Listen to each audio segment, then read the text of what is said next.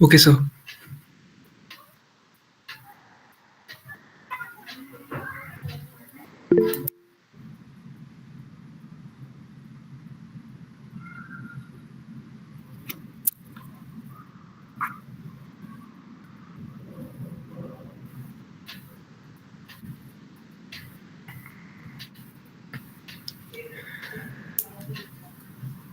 Good evening, sir. Good evening. Am I audible? Yes, sir, you are audible. Sir, if you Yes, sir. permit, shall we start? Yeah, yeah. Okay, sir. So, greetings, everyone. Welcome to this national webinar on gender equality and constitution. Uh, uh, in this webinar, we are going to learn about constitution and gender equality, and our honorable speaker, JP Yadav sir, is here. And for introducing him and for introducing the vision of LawFoyer, I would like to invite Rajarshi Tripathi sir for briefing us all. Sir, over to you.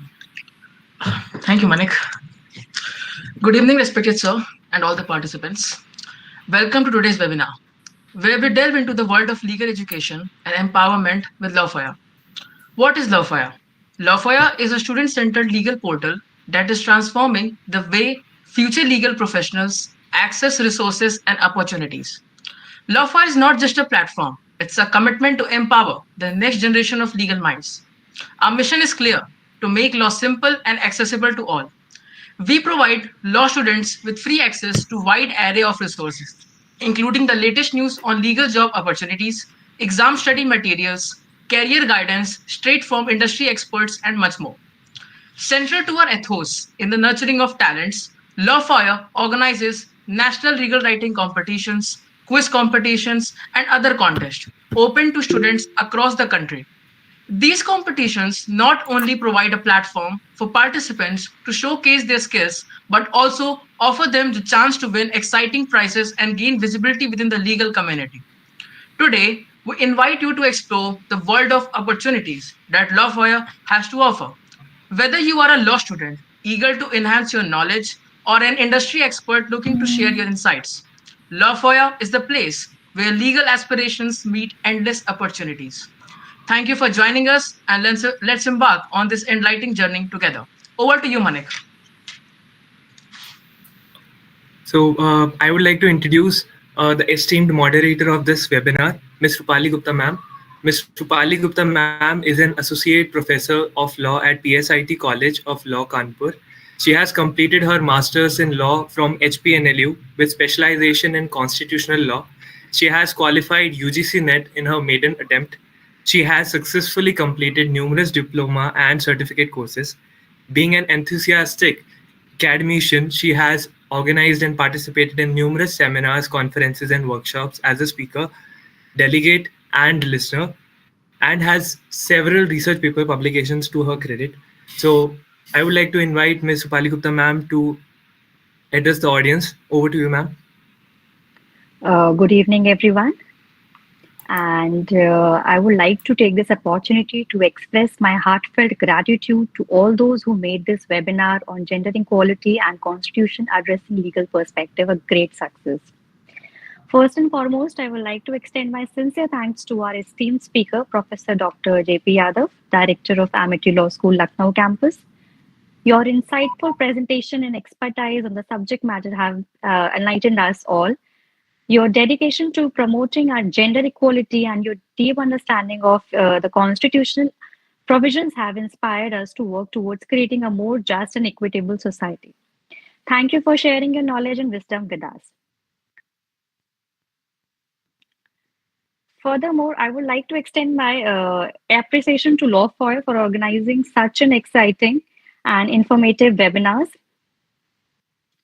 Your commitment to providing platform for legal professionals and students to discuss important issues truly commendable. Last but not the least, these webinars have been a grateful source of learning and inspiration to all of us. So, okay, sir, now over to you. Kindly take this platform and enlighten us with your knowledge.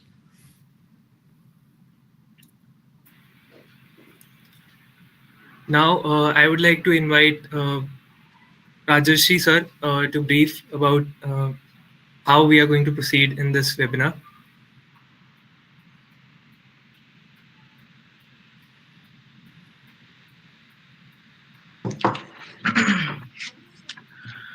Good evening. So we can begin with the webinar now. Okay.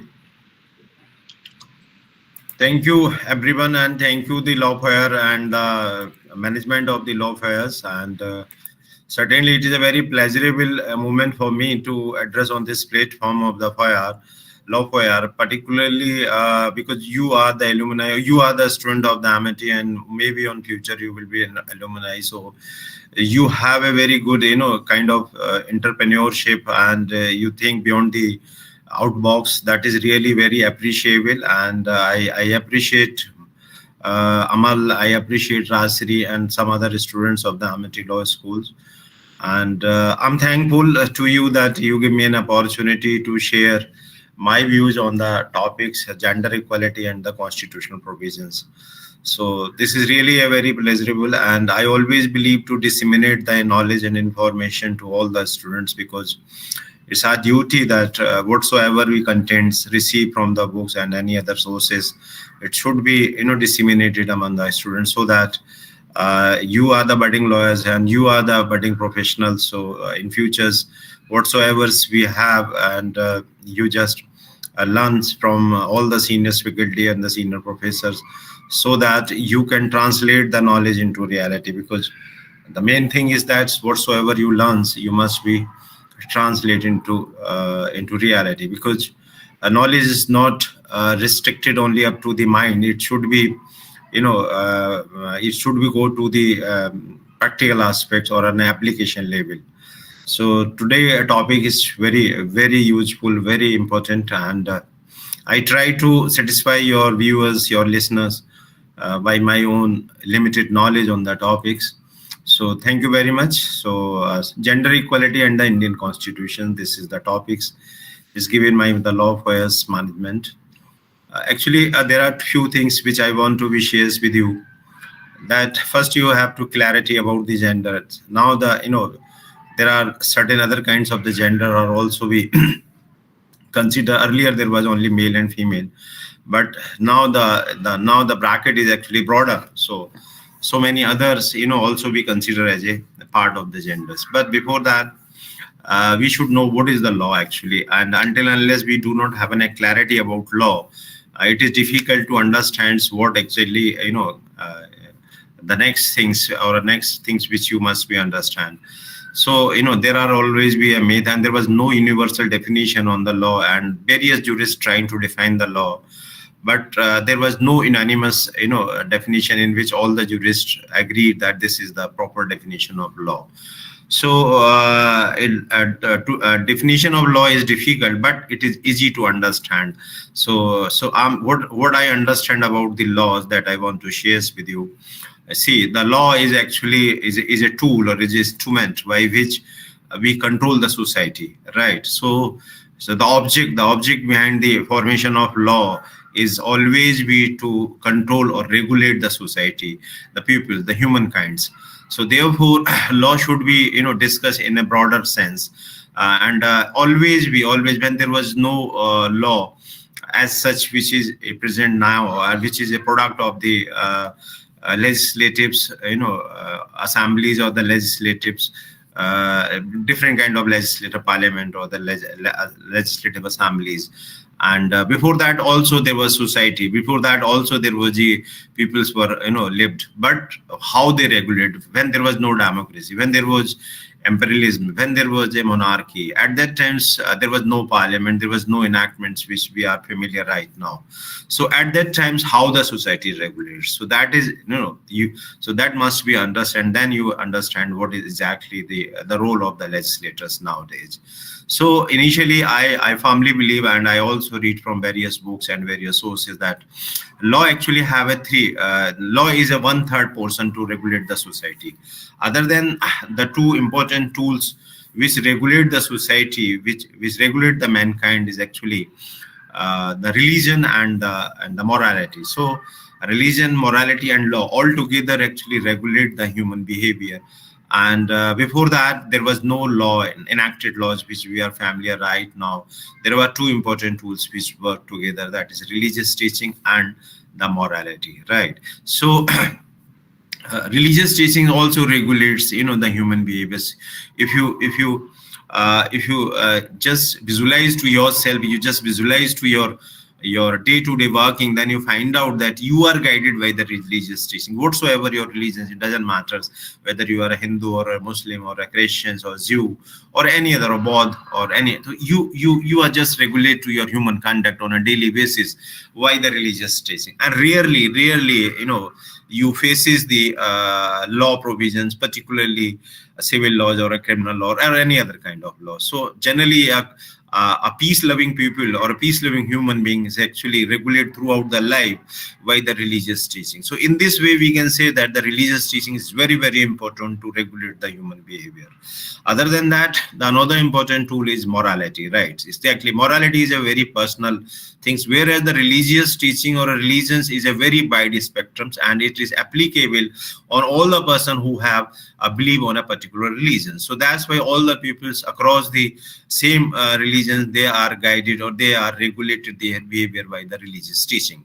On the other hand, the morality may vary person to person, family to family, community to community, society to society, and maybe some norms of the moral norms may be applicable on particular society, but at the same time, the other society or other peoples are not believe on that morality. For example, if I'm giving here an example that in particular pockets of the Uttarakhand and the Himachal Pradesh, there are certain pockets where the polyandry is a very common, because and they do not have any morality issues regarding the polyandry, and it is acceptable norms on that particular area, particular tribal areas in Chakrata districts, in Jaunsor area of the Uttarakhand. But it is not equally applicable in the plain in UP and Bihar. It is not possible that you can exercise the polyandry practices. But so this is the the morality. The morality is actually very society and person to person. But I can tell you that morality is also equally important, tools to regulate the human behavior, and it vary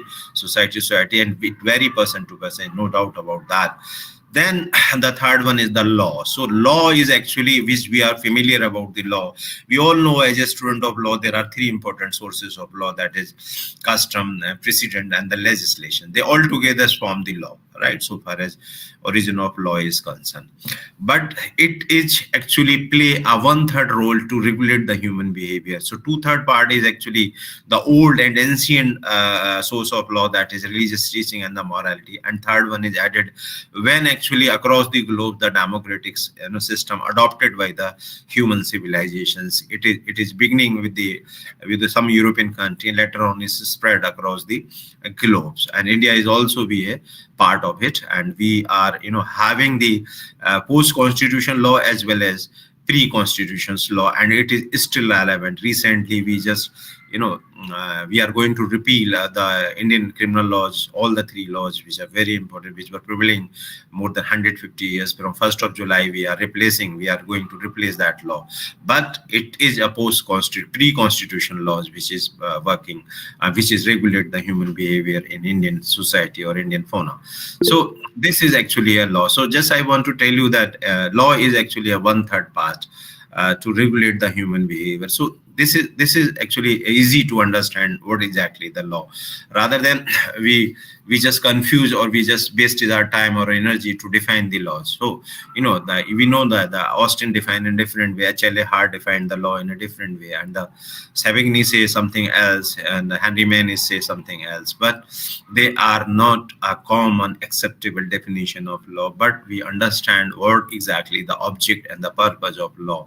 The purpose of law to regulate the human behavior, so that all the human beings live together in a brotherhood and may peacefully they enjoy their life. So this is the objects. So this is actually my understanding with regard to law. And the next thing is the Constitution of India. Constitution of India is, we know, the law of land, and it's very important law. It is very important piece. But the Constitution of India is actually I here just want to be discussed that on 26 November 1949, some portion of the Constitution was adopted and enacted, and this is the partial, enactment of the Indian Constitutions, and that is we every day, every years we celebrate the 26 November as a Constitution Law Day, right? But on 26 January 1950, it is adopted and enacted in a full sense, or full. But that is also a very important, date with regard to the Constitution of India. But whether it is a law or not law, it is a questionable, or it must be an query in your mind as a student of law, because whenever you brought any bare act of the Constitution of India, then it always be written a Constitution of India. It means it is not law. So if it is not law, then what is it? Right. So these questions must be arises in your mind. So Constitution of India is actually not a product of the parliamentary procedure, number one, because it is made by the Constitution Assembly, and a Constitution Assembly is a body which constitute only for the framing of the Indian Constitution. As and when the Constitution of India is adopted, the Assembly was defunct, and then as per the provision of the Constitution, Parliament constitute, and the Parliament is actually start to make ordinary laws. So in this way, we can say that the Constitution of India is actually not a law; it is a supreme law, and is supremacy established by Article 13, Clause 1 and Clause 2. Article 13, Clause 1, you read, no law shall be prevail which is inconsistent to the Part 3rd of the Indian Constitution, as well as other part of the Indian Constitution. There are numerous cases by which you can understand that this by which the supremacy of the Constitution established. Not only the retrospective in nature, but also the Article 13, Clause 2 imposed the restriction on the Parliament. The Parliament shall not make any law against the Part 3rd of the Indian Constitution or rest other portion as well.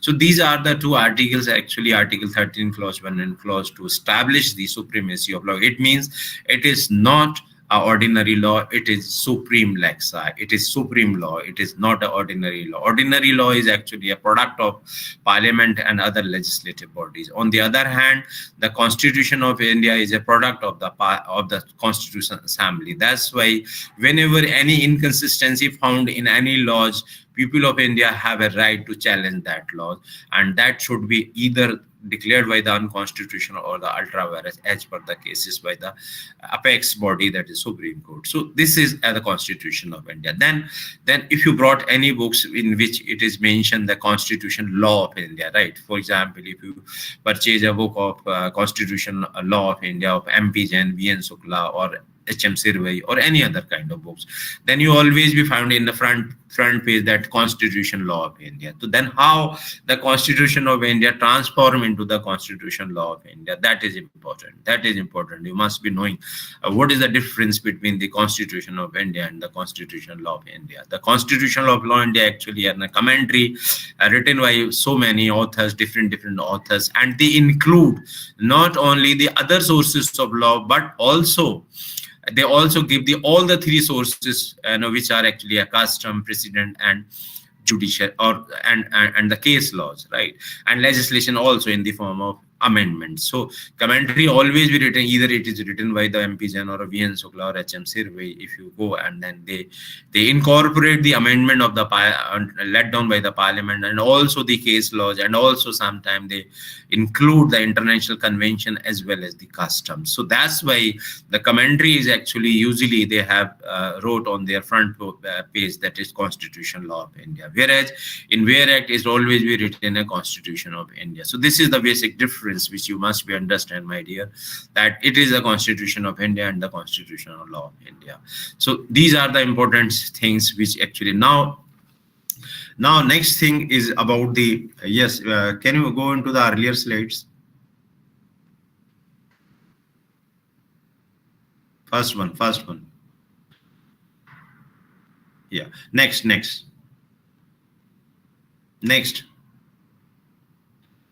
Yeah. Hold on. So now the gender equality. Now, so this is the Constitution of India, which I actually feel.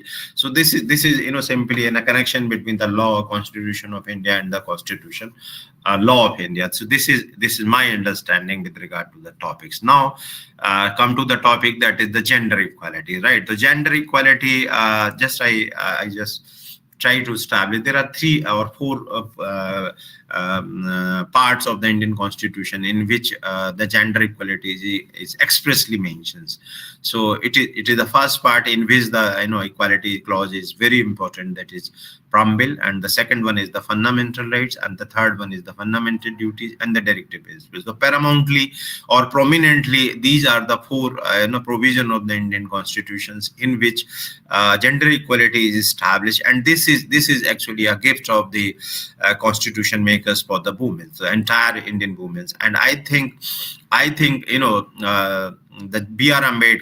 Dr. B.R. Ambedkar is one of the leading leader to bring the the feminist rights, or the women empowerment, or the gender equality in reality. Actually, before that, there was no serious efforts done by any leaders or any form of government to bring the gender equality in India. However, if you go and find out and read in ancient period, then Vedic period and later Vedic period, it was ample resources or ample sources in which you can find out that the gender equality was prevailing at that times. But after the Vedic period, later Vedic period, continuously in the position of the women is deteriorating, because India is always be a very, very beautiful country. So it always be attract or tempted to the intruders. So whenever the intruders come into this part of the this part, then they always be targeted 2 things: the women's and the wealth.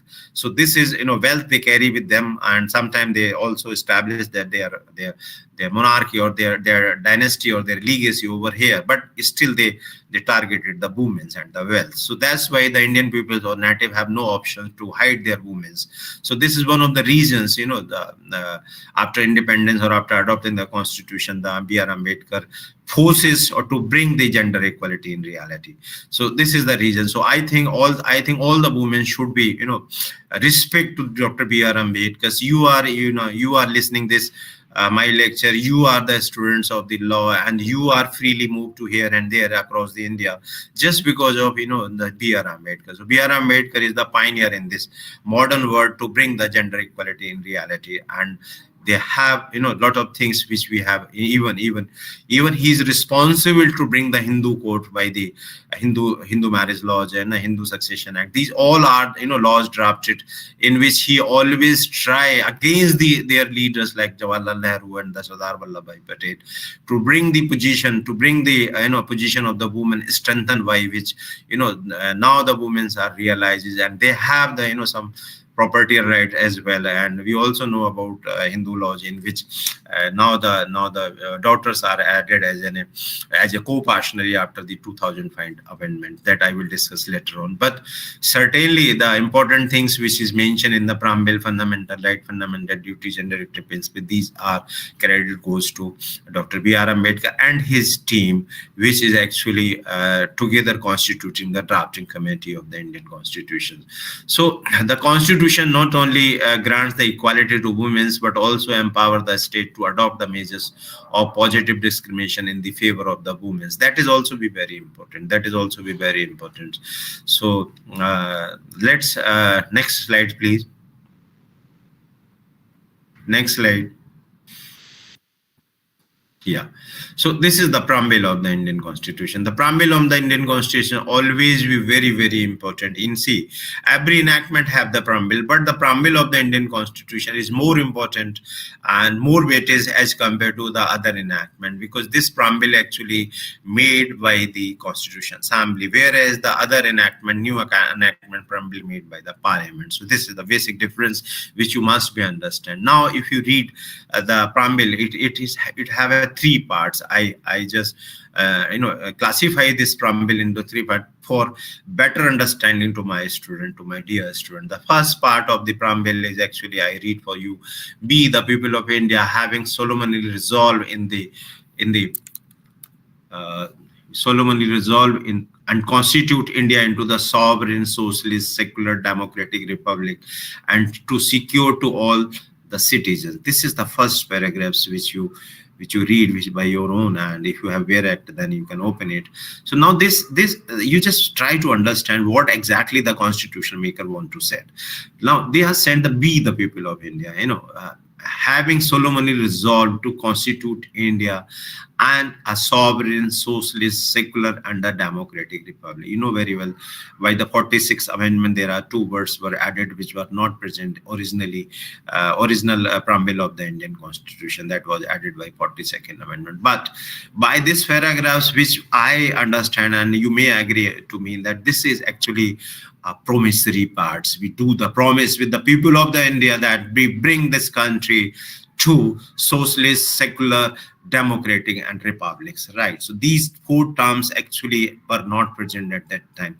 That's why when we adopt and enact this constitution by this preambles, we promise to our peoples that we bring this country to be democratic, we bring this country to be a socialist, we bring this country to meet this sovereign, right? So we all know that sovereign means we do not have any foreign rule over here. We are independent, we have some Prabhu, and there is no foreign rule on that. Sovereigns, so as and when the British leave this country, we become sovereign. But by this adding the word in the preamble in the first kira, we strengthen again and we focus that we are the sovereigns. We do not under control of any external powers, right? And be the people in India. India is in a sovereign. However, this is very confusing whether who is in a sovereign in India. Be the people are sovereign, or the constitution is the sovereign, or the prime minister is sovereign, or the president of sovereign. There may be a great controversy. There may be a debate on that topics. But certainly we do not have any external power over us. So in this way we are sovereign. And let me find out. Let me discuss in length and breadth that whether we have where the sovereignties lie. I'm not going on this debate, but certainly we do the promise that India is a sovereign country and we believe on sovereignty. Socialist, of course, another promise which we do to the people of India, that this country should be in a socialist in which every person, every society, every strata have equally treated. So this is actually socialism is actually a form of it's a phenomena by which everyone have their own saying and they will not be overpowered by someone else. And similarly the secular word which is added by the 42nd Amendment, that is actually a secular means state have no religions. State will not promote to any religions, right? So all the religions are equal to the state. When state leave the people of the country that you can propagate, you can profess your own religious sentiments as per your choice. State have no saying. That is actually a broader concept of the secularism. So far as a democratic, you know very well that democratic means the government will be chosen or elected by the people of India through the adult franchise. And the democracy is actually 1950, when the first elections was taken place, right, in which the Congress party win majority. So that is established the democratic setup, and we are used to be our parliamentary system of government, because by the Government of India Act 1935, the elections which took place in India before independence, they are also used to be in a parliamentary form of government. So we are used to of this system. That's why we adopted the parliamentary form of government after adopting the Indian Constitution. But of course, we are a democratic country. And the fourth one is the republic. Republic means our nation head is actually elected by the people. The president of India is indirectly elected. So in this way, we are republic, right? So there was no monarchy. There was no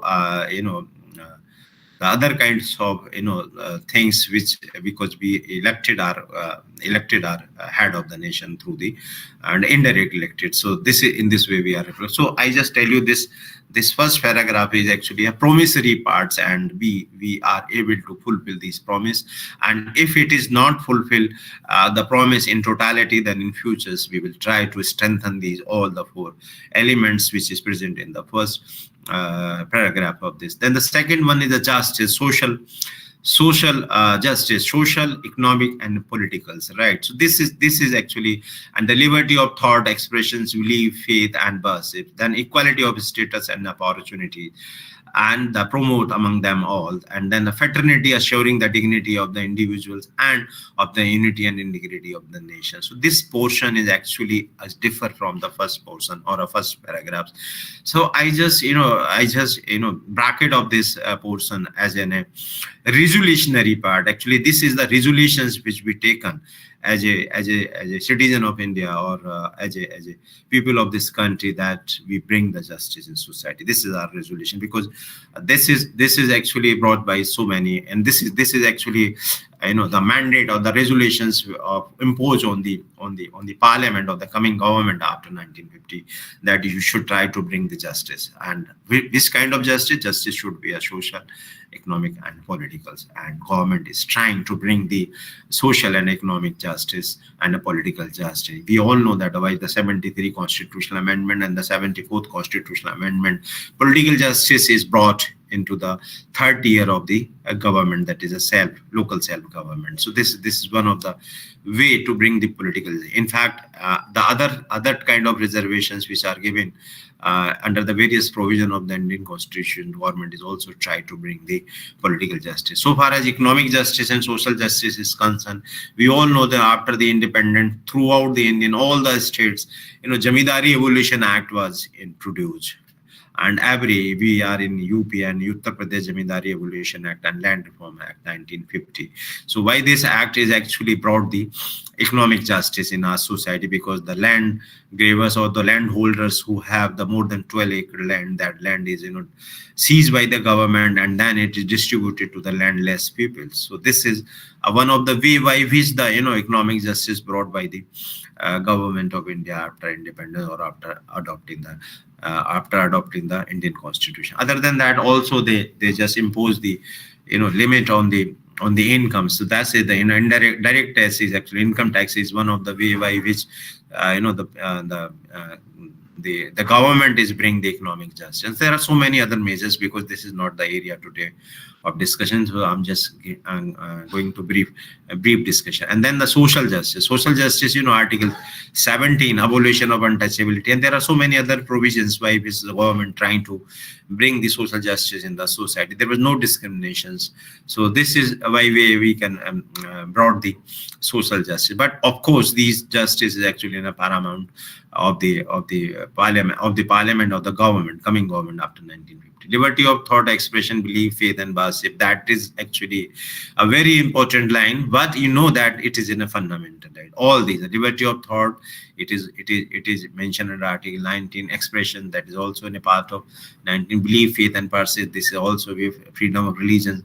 So this is actually a preamble, which is actually aim and aspiration of the Indian Constitution, which was declared by the Supreme Court in the case Vanad Bharati versus State of Kerala, that Indian Constitution, preamble of the Indian Constitution is actually aim and aspiration. So this aim and aspiration, actually some provision expressly mention about that, and in some cases the Supreme Court affirmed that exactly this is the aims, and the government should try to bring these things into reality. Then the equality of status and opportunity, and to promote among them all. That is actually an area of discussion of today, that equality of status means that is a status not only among the male and male, but also women and women, but it's also be a equality of status on man and woman. There should not be any discrimination on the basis of gender. So this is also be not only a important portion of the preamble of the Constitution, but also be a part of fundamental right from Article 14 and 18 that we'll discuss later on. Fraternity and ensuring the dignity of individual and the unity and integrity of the nation. That is also be, our government is always trying to, bring the fraternity in the society. Sabka Saath, Sabka Vikas. Modi ji's slogan is very famous to bring the fraternity, right? So in which we have the government of India is very inclusive to include every state, every person of this country to be grow simultaneously, and they will progress, they will develop themselves. So this is by which the government is trying always to bring the fraternity, bhaichara, right? So the government is always be focused on that. Unity and integrity is also be. India is a very diverse country. We have a different religions, we have a different geographical indication, we have a different kind of languages, we have a different kind of foods habits, we have a different kind of clothes, we have a different kind of natures and so many things, but still we are the one country. Such kind of diversity is not seen any other country of the globes, but India is a very diverse country, not only in religion but also in geographical, foods and so many other things. So this is actually a resolutionary part of the Indian preamble, and this should be taken likewise. And the last one, this is the in our Constitutional Assembly, the 26th date of the November 1949, to hereby adopt, enact and give to ourselves this constitution. This is actually a declaratory part of the Indian preamble, Indian Constitution preamble. This is the declarations, right? So this portion, the last portion or the last paragraph, is actually a declaratory part of the preamble of the Indian Constitution. So in this way, if you read this preamble in this way, then you easily understand what is exactly the Supreme Court trying to say in case Keswanan Bharti versus State of Kerala, that the Indian Constitution, the preamble, the importance of the preamble. And I just want to quote the Professor Upendra Bakshi, the legal doyen. Professor Upendra Bakshi is a very, very famous jurist of the Indian legal fauna, and he was the vice chancellor of Delhi University. He was had an international exposure. He was invited by the Nelson Mandela when the South Africa got the independence, and then he was invited to frame the Constitution of Africa by the Nelson Mandela. So you just understand the doyenness of the Professor Upendra Bakshi. So in one of the seminar, Professor Upendra Bakshi said that the preamble of the Indian Constitution is actually entire constitutions, and the rest provision of the Indian Constitution actually a footnote. So you understand the the importance of the preamble of the Indian Constitution when the person like Professor Upendra Bakshi just show the importance and the importance of the preamble by saying that the entire constitution is actually the preamble of the Indian Constitution, and the rest provision of the Indian Constitution is actually the footnote. So this is actually the value of the preamble of the Indian Constitution. In so many occasions, the Supreme Court also mentioned in various cases that if there is any confusion, any doubt about the various provision of the Indian Constitution, then you look and read the preamble again and again. Then you can find out the vision or the things which is hidden in the preamble of the Constitution by our founder fathers of the Constitution. So this is the importance of the Constitution. But it is clearly mentioned about the equality and equality of status. That is important thing so far as gender equality is concerned. The next portions which I want to be discussed over here, that is the fundamental right. So equality clause is actually Article 14 to 18. However, in most of the books or commentary in which it is started from 12 to 18, but right to equality is 12 to 18. But you know very well that Article 12 and 13 actually a definition of the state and the law. So as such, there is no right emerges from the Article 12 and 13. It is simply in a definition part. So therefore, Article 14 and 18 are more important, and they actually imment, or they just gives an idea about the rights. So far, if you read the Article 14, the state shall not deny to any person equality before the law or the equal protection of the law within the territory of India on the ground of religion, race, caste, sex, or a place of birth.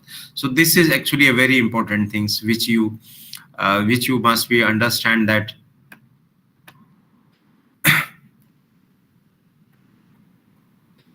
yes. Article 14. So Article 14s have some important things which I want to be discussed over here. That the terms uses here the sex. So sex means the genders. So genders means the male, female, means the state shall not deny to any person. So some other things which are very important with regard to Article 14. That is number one. here the terms use state. State means the Article 12. You have a four kind of states. So all the things which are mentioned in Article 12, Parliament, central executives are the state legislature, state executive are the states, other authorities are states, local authority are the state. In case of other authorities, Supreme Court time to time define what organizations, what the enterprises, what the things are state. And even in case of RDCT versus Airport Authority of India case, the Supreme Court let down the guidelines, which is actually considered to be another authority and a state within the category of other authority. Any organizations which is come under the ambit of the other authority, then it is an state. And if it is an state declared by the Supreme Court, then you have a right to claim your fundamental right protection against that body, whether it is a public corporation, whether it is a private corporation or private enterprises. If it is a state within the ambit of other authority as a state, you get a right to claim your fundamental rights. So therefore, the state terms here to be understood, and that's and with reference to Article 12. Then the next portion, which is very important, I want to highlight over here, that is person. Means the Article 14's rights is actually available not only to the citizen of India, but also the foreigners. Right, so foreigners who are staying in India in a particular time period, they also have a right to enjoy the liberty which is given under Article 14. So therefore, the person terms have their unique sense to be used over here, because they use the word any person. So means any person means equality before law and equal protection law. We all know the equality before law is a phrase which is brought by the UK Constitution, whereas the equal protection of laws is a phrase which is brought by the US Constitutions. But these both phrases become a part of Article 14 by the Constitution maker, and they have their own senses to add these two terms, because our Constitution they just doubly sure that any kind of discrimination or inequality should not be have a room in Indian legal systems. That's why they uses two phrases simultaneously under Article 14. But again, I focus on that point, that there shall not be a discrimination on the basis of sex. So always the Constitution maker are focusing that to bring the gender equality in reality. So this is the important things for which, my dear student, you must understand how the Constitution maker emphasizes or focusing the gender equality by adding the terms again and again. Then Article 15 clause 1 say that the state shall not discriminate against any citizen on ground only of religion, race, caste, sex, place of birth, or anything. Now here the ambit of Article 15 clause 1 is little bit narrower as compared to the Article 14, because Article 15 right available to the citizen of India. It is not available to the person other than the citizen of India. So here this is narrowed down by the Constitution maker. Obviously it is very much desirable, because we cannot give blanket freedom to any person, whether he is staying over here or not. It is available only to the citizen of India.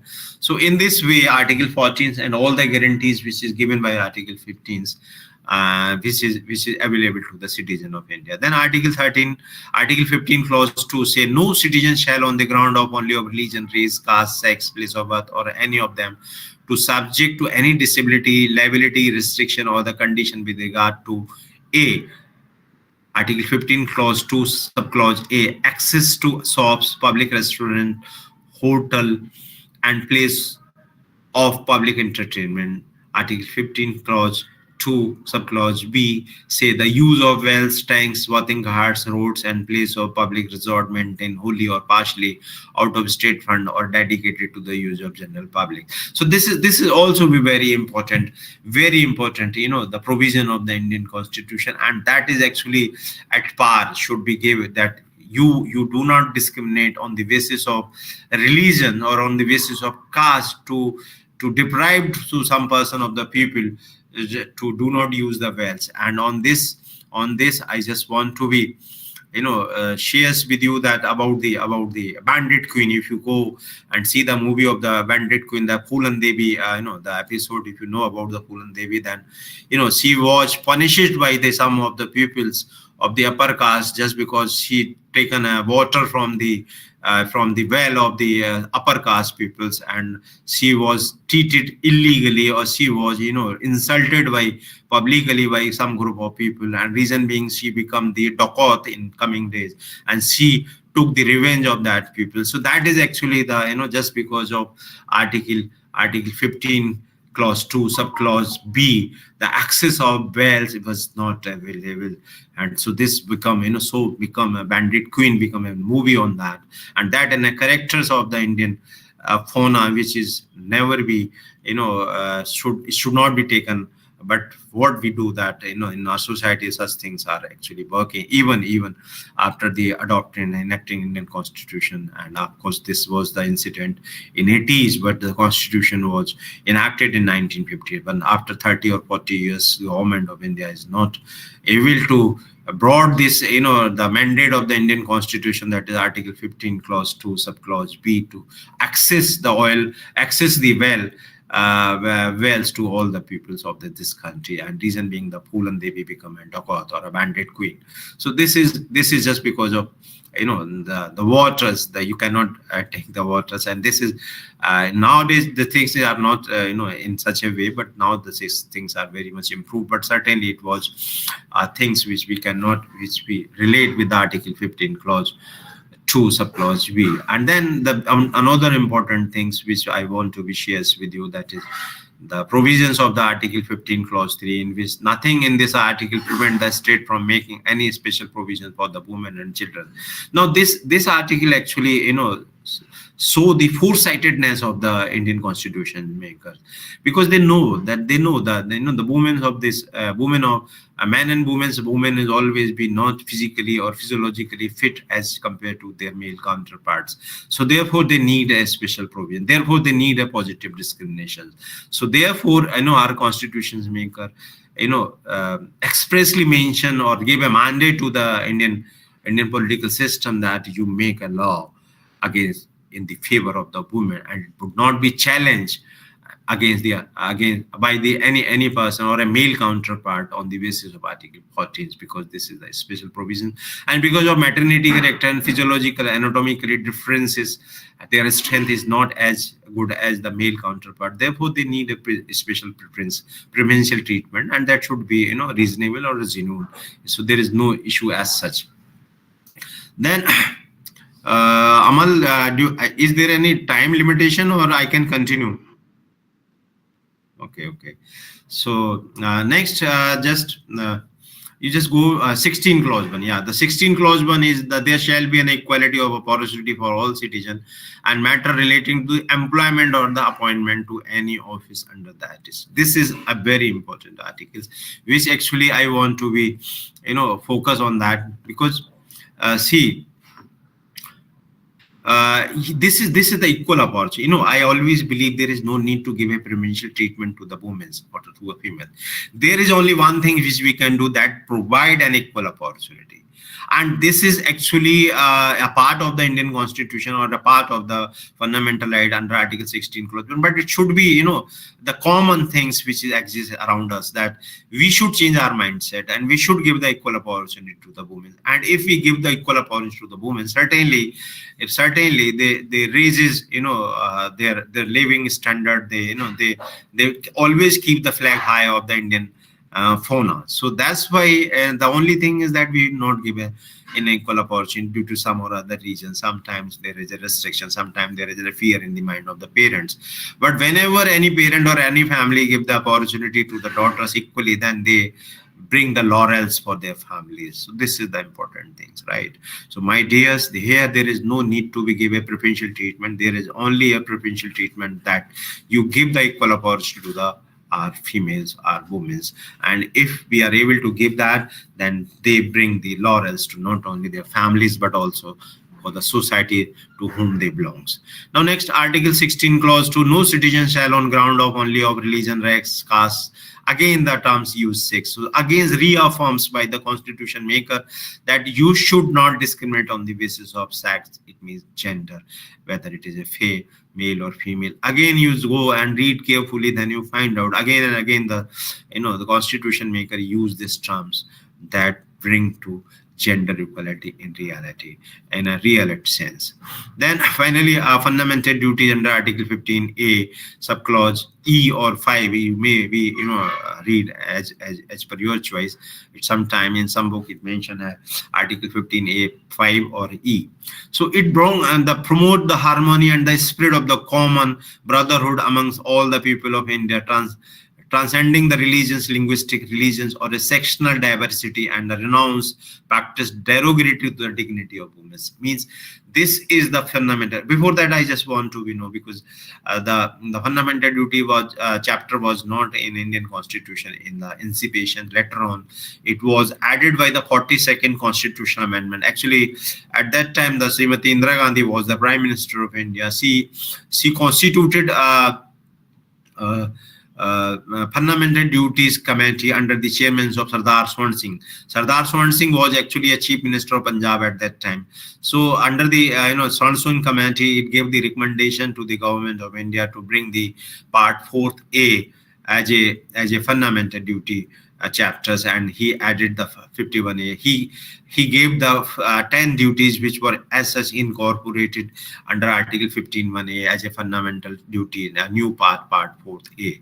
So this is because of initiative taken by the Srimati Indira Gandhi, and his vision was actually transformed into reality by the Sardar Swan Singh. He was Chief Minister of Punjab at that time, and the Sardar Swan Singh Committee was known to be a fundamental duty, and they borrowed these fundamental duties from the USSR later on by the Japan Constitution and become the reality. But here I just want to discuss the fundamental duty under Article 15A subclause E, the dignity of the woman. This is the duty of every citizen of the India to maintain the dignity of women. You should not any kind of things which derogate the dignity of the woman. It should not be acceptable in any civilized society.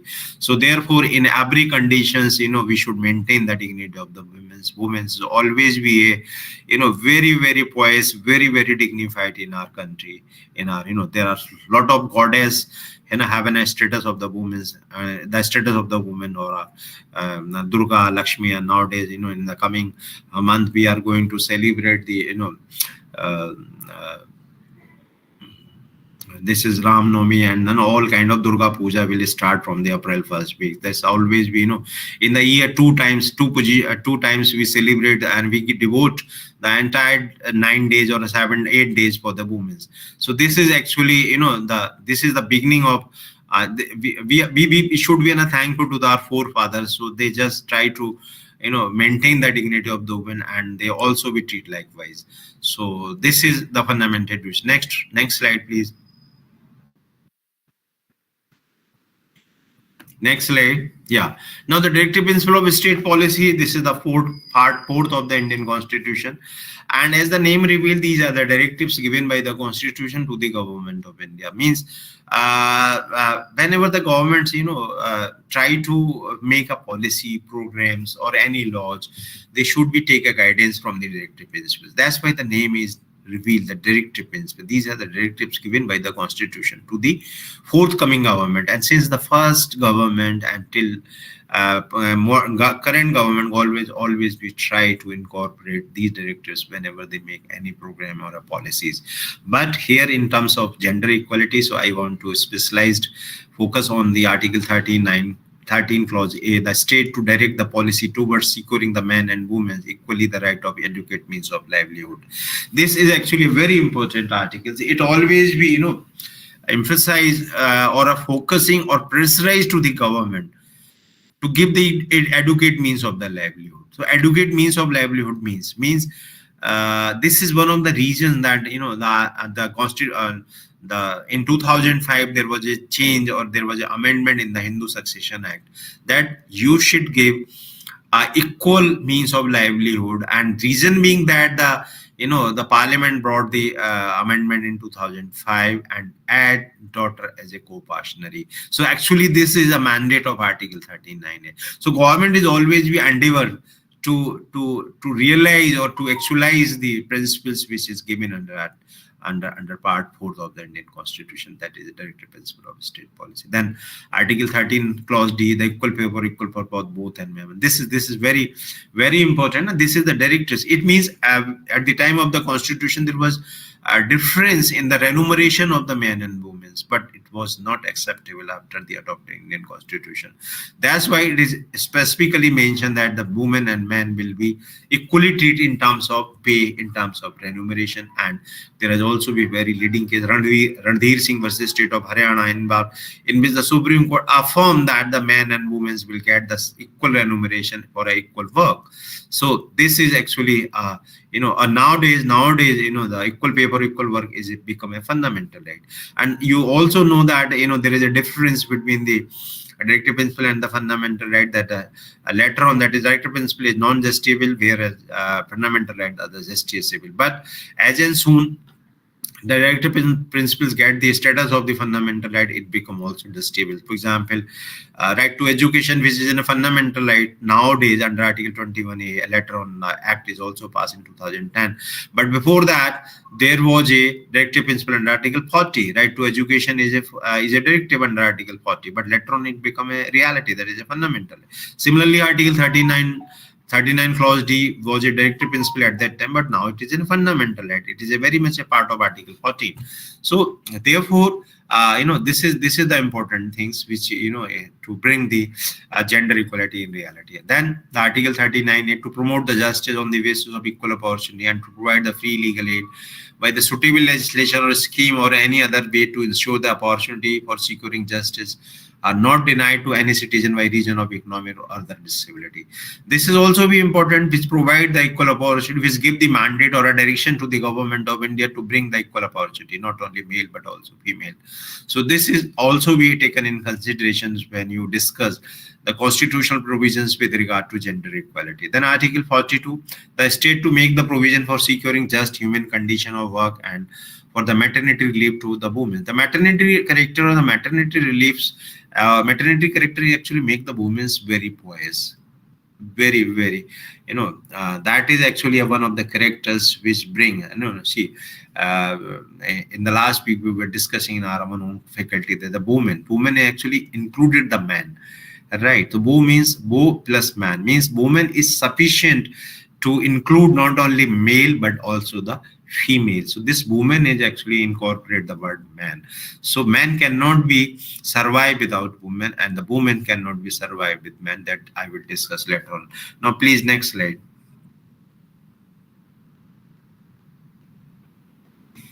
Next.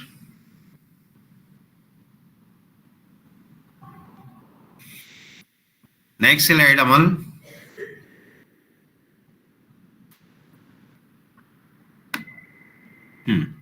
Now, this is all about the provisions with the gender equality in the part of the Indian Constitution. Later on, there are some case laws in which the Supreme Court tried to bring the gender equality.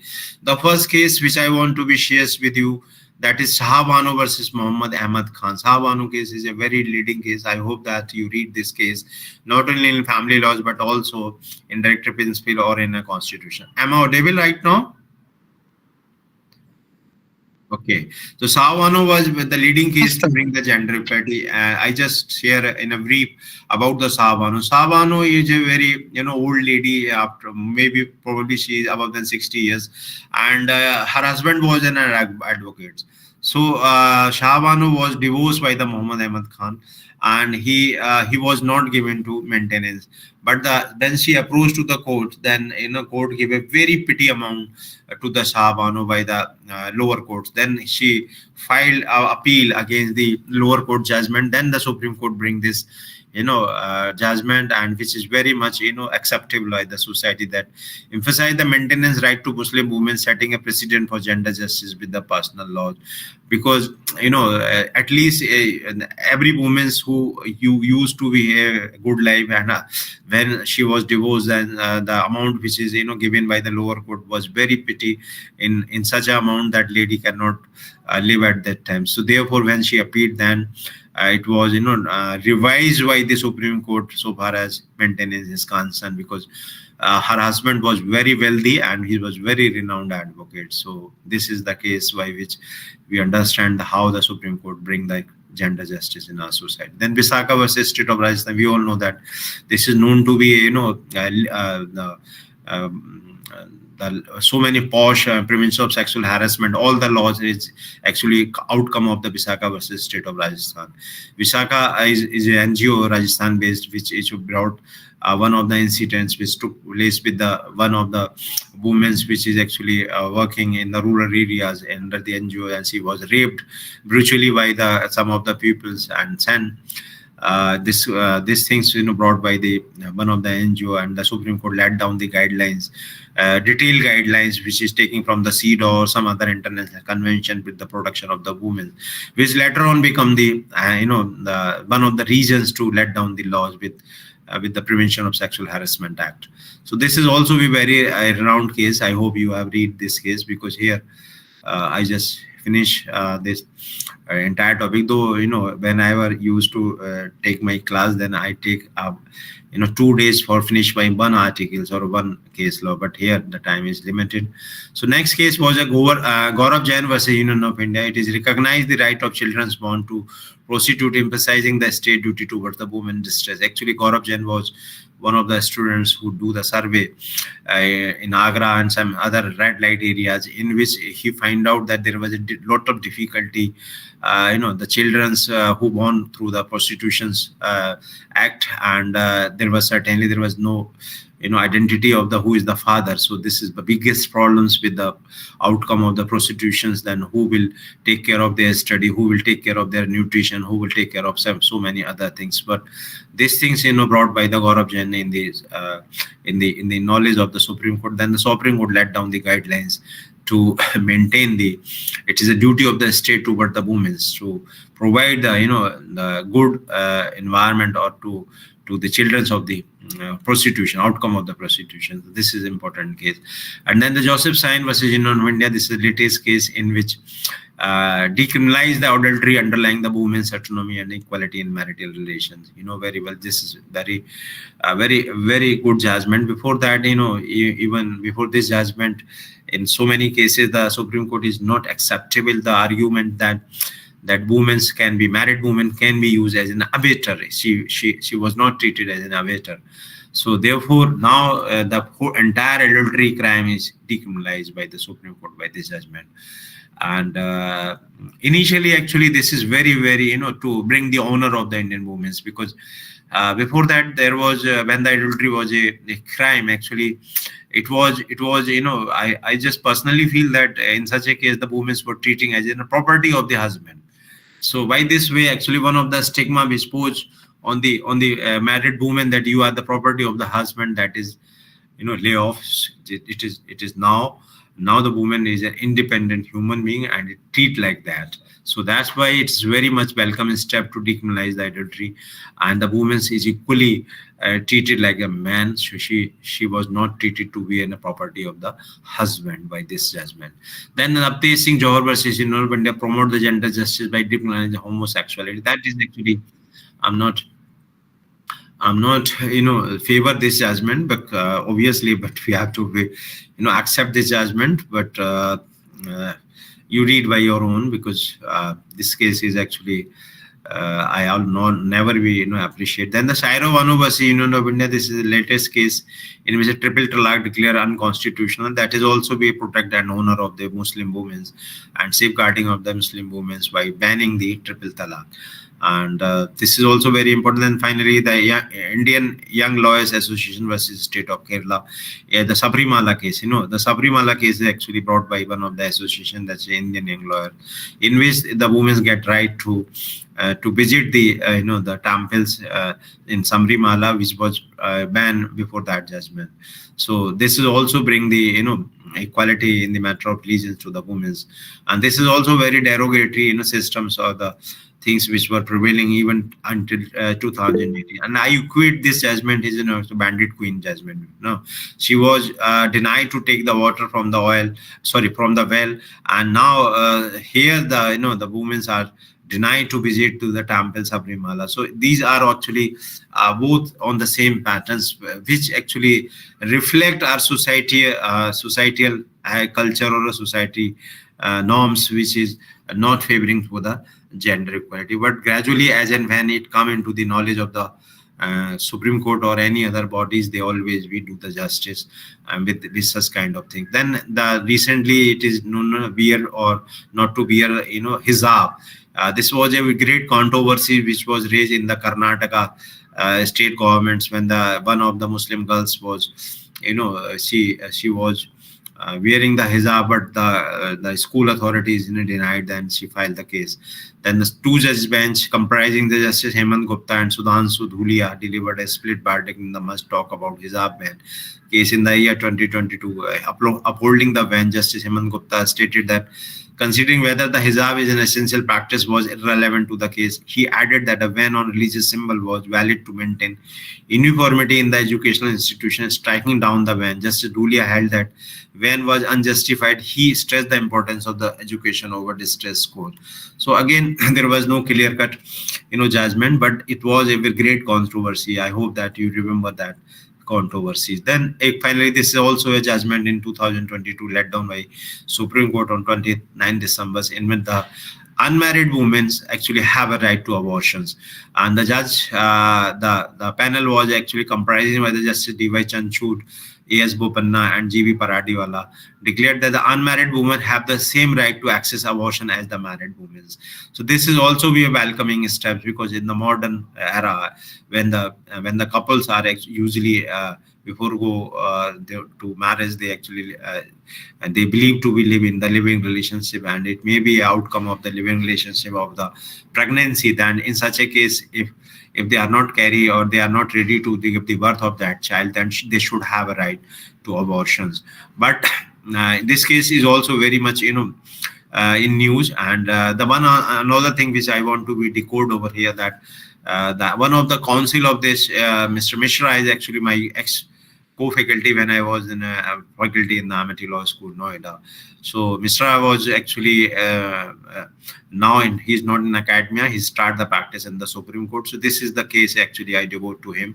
So his Herculean efforts bring this equality, which is not available to the married women. Non-unmarried women, but now it is available. If any unmarried woman get the pregnancy, and then she have a right to abort. So the pregnant and unmarried woman filed a writ petition in Delhi High Court seeking an abortion under Section 3, Clause 2, Subclause B of MTP Act 1970 and Section 3B, Subclause C of MTP Rule 2000. As per these provisions, a woman is allowed to terminate her pregnancy before 24 weeks. The rules further allow women to terminate their pregnancy if there is a change in their marital status. On July 15, 2022, the Delhi High Court dismissed her petition, stating that the concerned provision of MTP Act do not apply to unmarried women. So this is actually unwelcome judgment of the Delhi High Court. But later on, this error was corrected by the Supreme Court when on 18 July she filed the appeal in Supreme Court. The Supreme Court considered one of key issue: does the exclusion of the unmarried woman under the provision of MTP Act and rules violate the right to equality? Then the Supreme Court held, the bench found that treating unmarried women as a different class is unjustified, and prohibiting their access to abortion violate the right to equality. So in this way, as a student of law, it becomes important for all of us that we cannot be, discriminate on the basis of whimsy ground. And it is also be, mentioned under Article 14, there must be discrimination must be have reasonable classification. It should not be arbitrary. So this classification between the married and unmarried women actually not a reasonable classification. It is arbitrary classification, because there was no reasonability, feel on that. So therefore, the Supreme Court rightly, correct the judgment of the Delhi High Court and held that the unmarried women have the same right to autonomy as married women, and forcing a woman to continue an unwanted pregnancy will directly violate that autonomy. So this is the important and welcoming judgment of the Supreme Court laid down by D.B. Chanchud. And the latest case on this, gender equality, which I find out when I did the research for today's lecture, that's Aurelio Fernandez versus State of Goa in 2030. And A.S. Bopanna and Hema Kohli was the judge. And she both of them delivered that the Supreme Court took a strong exception to the fact that even a decade after enactment of Sexual Harassment of Women or Workplace Prevention Act 2023 POSH Act, there remained serious lapses in the effective enforcement. So the court actually underlined that all the state functionaries, public authority, private undertakings, organization, institution are duty bound to implement the POSH Act in letter and spirit, which was actually not happened. This is only on the paper. Sometimes it works, very half-heartedly. Sometimes it is even the pupils who are working in a particular organization, they are not knowing this is a protection for the women. So sometimes, and even women are known, then even they do not have a dareness to file a case against the sexual harassment to the authority, because she always have a fear in their mind they may lose their jobs. So such kind of things actually very much common across the organization, across the any workplace. But it should not be, and it should be strengthened by the government, and government should take very strong initiative to bring the workplace free from any kind of sexual harassment, or any kind of harassment, not only sexual harassment but any kind of harassment. Then only we can enjoy the work culture. So it is also depend upon person to person, how the person or the head of the department of any, how he is working, how she is working, how she is behaving to their colleagues. So that is also very important. So this is actually all about from my side. If you have any questions, and finally I just conclude by saying two things that which I personally believe that gender are neither equal nor similar. Actually, whenever we claims the gender equality, particularly those who are not a student of law, so they always be confused between the two concepts, that is gender equality and gender similarity. Gender equality, which we have discussed since last 1 hour, that enough provisions present in Indian Constitution and other laws that in which the government is always try to bring the gender equality. So gender equality is very much reality. What actually we are confused, or we are demanding by the forum or the feminist peoples, they are just claiming the gender similarity. But we have to understand the difference between the gender equality and the gender similarity. Gender cannot be similar. Gender may be equals, and all the provisions of the Indian Constitution, but the other laws also provide the equal opportunity or equality, gender equality, and they are also be adherence of the gender equality by the Supreme Court or so many other organizations. But gender similarity cannot be adherence, and it cannot be possible, because anatomically, physiologically, maternity characteristics, they vary in both the genders. So therefore gender similarity cannot be translated into a reality. But I go one head of this gender equality and gender similarity. I believe personally that gender are neither similar nor equal, they are complementary to each other, and this is the high line or bullet point. Gender are complementary to each other. Until unless we do not understand that the gender are complementary to each other, we do not bring the justice in our society, because the one gender cannot be survived without another genders. We need females, we need male simultaneously. That we should be understand. And when we understand that both the gender are reality to bring the society in the next level, so this is the only way which we give a gender, which we consider themselves as a gender complementary rather than equality or the similarity. So this is all from my side. Thank you very much. Thank you, Amal. You gave me an opportunity to share my views on the topics. Thank you very much. If you have any questions, any query, I'm here to answer it.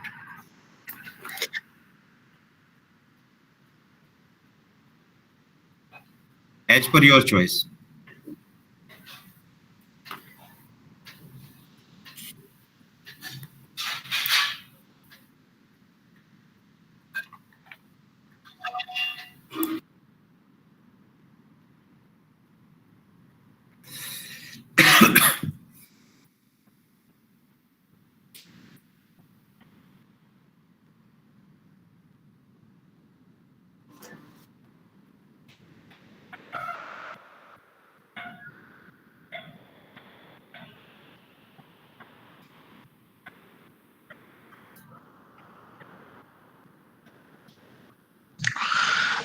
Sir, there is a question by one participant. is making special provisions or taking affirmative action for women according to 15 clause 3 show that women are not capable enough to stand on their own, which will eventually show women as weak? Not exactly. This was not the intention of the constitution maker, and we should be, realistic rather than we should have, extra courage or extra things in our minds. Women should understand, and they have the maternity character for the 9 months. They have a lot of things, medical issues. So in this way, they just lag behind with the male counterpart. So therefore, this is not a mercy which is shower on the women or the female by the constitution maker, but they were realistic to give the provisions, because they have their unique anatomy, which is actually somehow make them inferior, right? But on not that sense that female are inferior, but only because of maternity characters and so many other things, they required a affirmative discrimination or a special treatment. So it is very much acceptable. It is very much reasonable.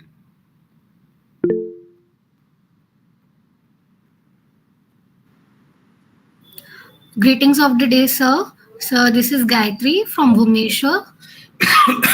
My question is that we have women commissions in India, and there's a subjective debate going on for claiming to open commissions for men. So, sir, what is your opinion on this? Yeah, I also, this, I also discussed with my faculty that man commission should be there, but yes, of course, gradually the some news or some incident took place in which the women's overpower to the man's counterpart when they are working on the working places. So these are the some incident, but I think in coming days it may possible that the main commission may be demanded by the man. But at the same times, if the women are reasonably, believe on the theory that man and women are complementary to each other, then there is no need to constitute a main commission. Actually, there is no need to be constitute the women commission if the particularly men give the opportunity to the women equal opportunity, right? And so what the need of this? The problem is that the mindset of the peoples, until unless people not change their mindset, things not go into the right directions. Obviously, if the women's overpower to the men, then the men become the victim, and he may demanded to constitute the main commission. But I think, which I finally said, that the male and female are complementary to each other. If we go on to this principle and follow these, the idea of behind this, then there is no need, because there is enough room for for both of them. They can survive, but they cannot survive without each other. So that thing, we should take in consideration. Thank you, sir. Yeah, thank you. God bless you. You just read out.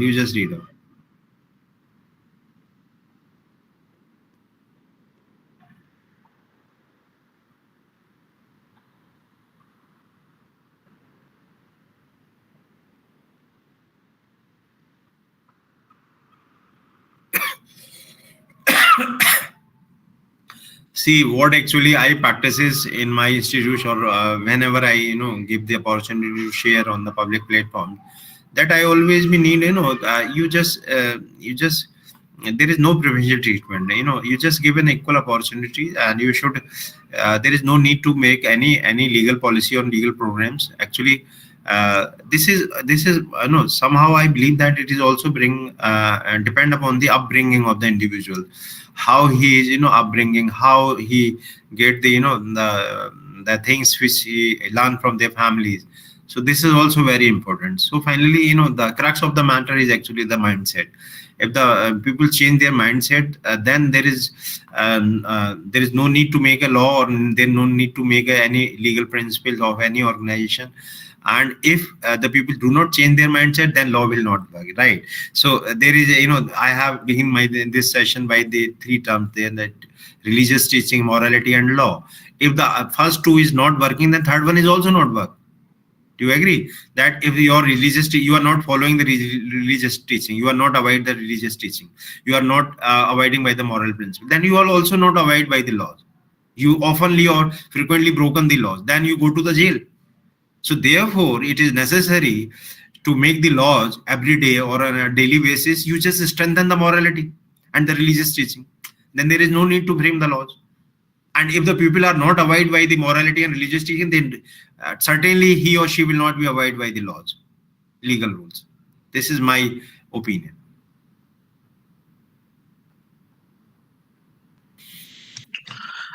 So there is another question by Dr. Amit Kashyap, sir.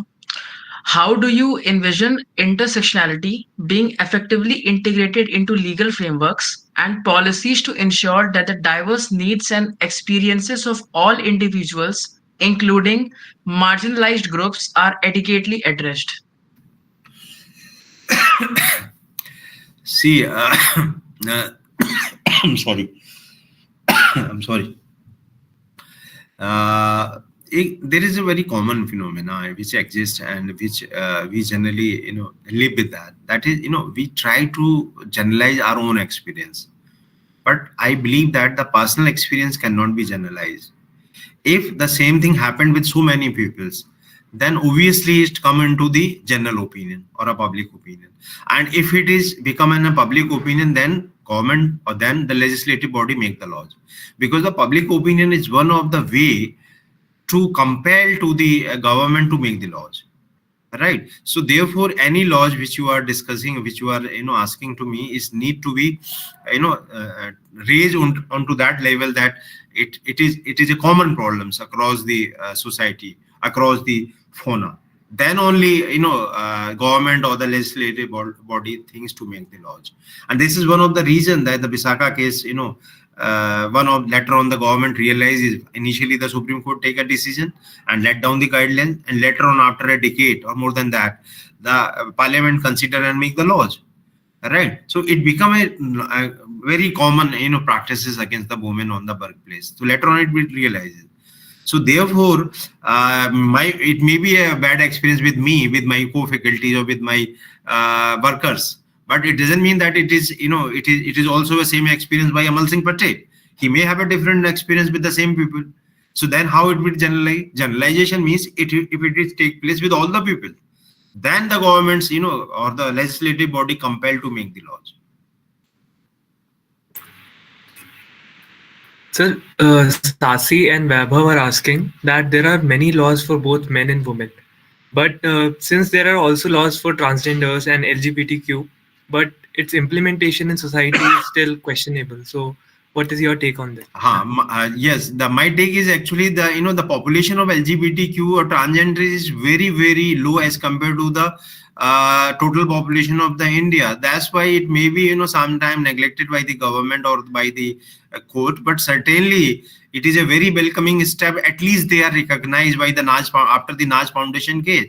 Now it become a reality. LGBTQ is a reality. Now gradually they will all the laws, all the rules which is actually exclusively implemented on the LGBTQ will be strengthened in coming days. I'm very much optimistic about that. But certainly there are so many other grievous matters which should be addressed by the government as well as the judicial bodies. So they are busy with that. Right. Recently, you are just asking for the LGBTQ rights. So the Chanchud is busy in the electoral bond case, or whether he will focus to shift his focus on the LGBTQ right of adherence. So this is priority must be fixed by the government and the apex body as well.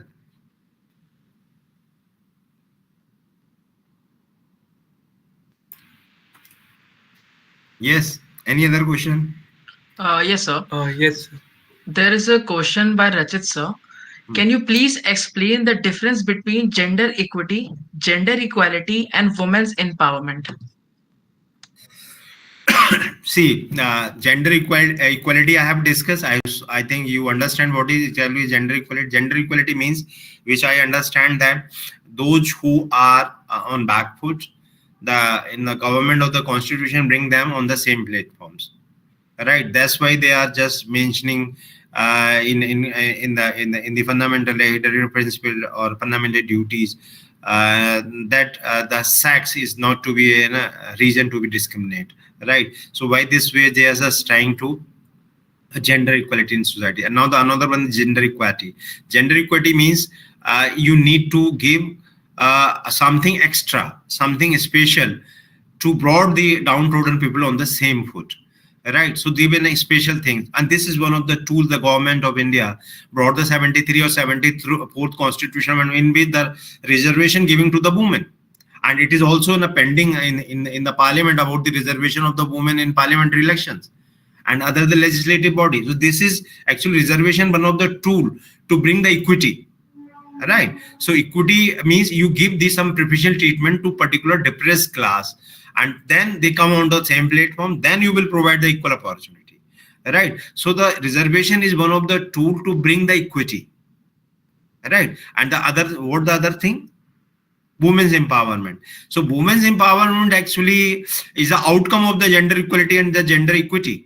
If you provide the gender equality and equal opportunity, then automatically women get empowered. Now you see, I just asked to the Amal Singh Patel and the student of the Amity Law School. We have near about 40 faculties, and out of 40 faculty, 30 faculties are the female.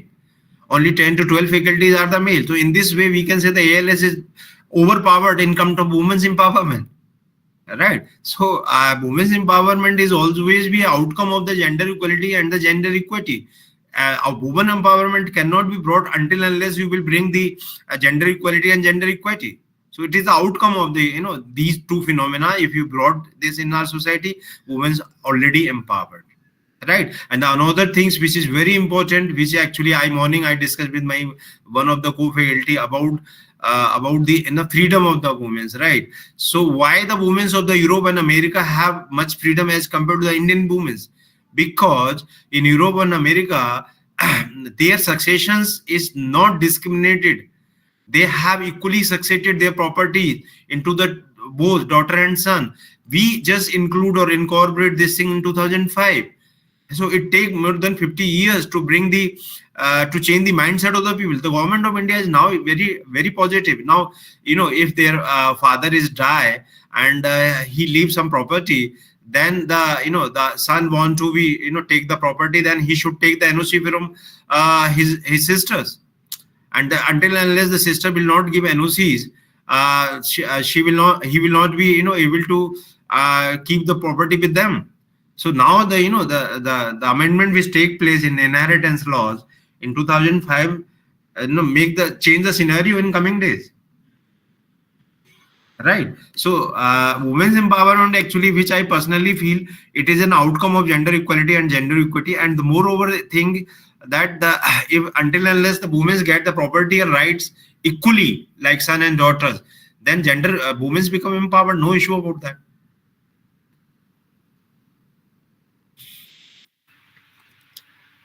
Thank you so much, sir, for sharing your knowledge with us. Your deep understanding of constitutional law and your clear explanations have helped us learn a lot about gender equality and Constitution of India. Thank you so much, sir, for this. Now, I would like to invite Rajashi, sir, to give the vote of thanks. Thank you so much, sir. Thank you, sir. So personally, I found this topic very interesting and knowledgeable. And thank you so much for guiding us.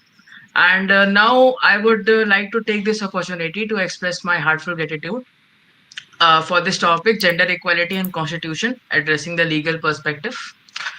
So first and foremost, I would like to extend my sincere thanks to our esteemed speaker, Professor Dr. J.P. Yadav, sir, Director of Amity Law School Lucknow campus. Your insightful presentation and expertise on the subject matter have enlightened us all. Your dedication to promoting gender equality and your deep understanding of the constitutional provisions have inspired us to work towards creating more just and equitable society. Thank you, sir, for sharing your knowledgeable wisdom with us. Thank you very much. God bless to all of you. I would also like to express my gratitude to Ms. Rupali Gupta ma'am, Assistant Professor at PSIT College Kanpur, for being an excellent moderator of this session. Your ability to guide the discussion and ensure a smooth flow of the webinar has made this event engaging and interactive. Thank you, ma'am, for your valuable contribution. Furthermore, I would like also to extend a heartfelt thank you to Rachit Mehrotra sir for his invaluable support, expert guidance throughout the planning and execution of this webinar. His dedication and commitment played a pivotal role in making this event